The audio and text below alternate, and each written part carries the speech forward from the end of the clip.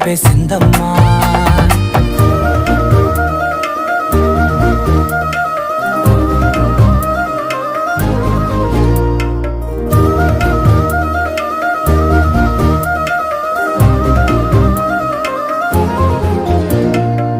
ఏకాంతాలన్నీ ఏకాంతం లేక ఏకరువే పెట్టాయే ఏకంగా.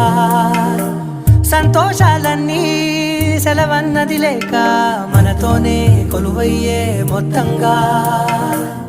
స్వాగతాలు లేని ఒంట్లో ఉండలేక విరహం కనుమరుగయ్యే మనతో వేగలేక. కష్టం నష్టం అనే